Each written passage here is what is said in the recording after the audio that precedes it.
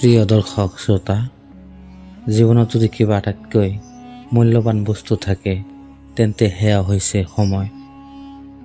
ধন সম্পত্তি হেৰুৱালে পুনৰ উপাৰ্জন কৰিব পাৰি, কিন্তু এবাৰ পাৰ হৈ যোৱা সময় কেতিয়াও ঘূৰাই আনিব নোৱাৰি। সেইবাবে সময়ৰ সঠিক ব্যৱহাৰ কৰাটো অতি প্ৰয়োজন। বহুত মানুহে ভাবে আজি নহ'লে কাইলৈ কৰিম, কিন্তু এই কাইলৈ শব্দটোৱেই বহু সপোন আৰু লক্ষ্য নষ্ট কৰে। যিসকলে সময়ক সন্মান কৰে, সময়েও তেওঁলোকক সফলতাৰ ৰাস্তা দেখুৱায়।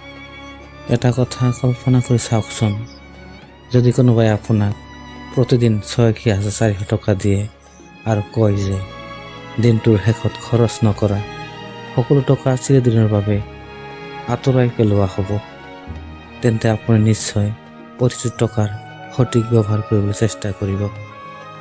কিন্তু আপুনি প্ৰায়ে পাহৰি যায় যে জীৱনে আপোনাক 86,400 ছেকেণ্ড উপহাৰ দিয়ে আৰু দিনটোৰ শেষত ব্যৱহাৰ নকৰা সময়খিনি চিৰদিনৰ বাবে হেৰাই যায়। সময় হৈছে পৃথিৱীৰ একমাত্ৰ সম্পদ, যাক কিনিব নোৱাৰি, ধাৰে ল'ব নোৱাৰি, জমা কৰি ৰাখিব নোৱাৰি।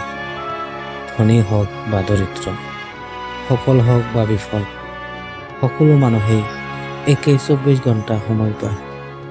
সফল মানুহ আৰু সাধাৰণ মানুহৰ মাজৰ পাৰ্থক্যটো সময়ৰ পৰিমাণত নহয়, সময়ৰ ব্যৱহাৰত। মনত ৰাখিব, সময়ৰ সঠিক ব্যৱহাৰেই সফলতাৰ প্ৰথম খোজ।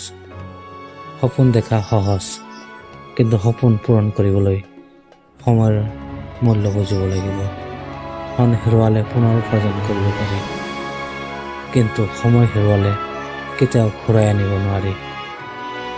সময় কাৰো বাবে অপেক্ষা নকৰে। আজিৰ কাম কাইলৈ থৈ নিদিবা। সৰু সৰু সময়ৰ সদ্ব্যৱহাৰেই ডাঙৰ সফলতাৰ ভেটি কৰে।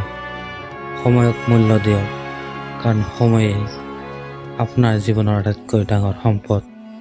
সেয়ে আপুনি সময়ক মূল্য দিয়ক, সময়েও আপোনাক মূল্য দিব।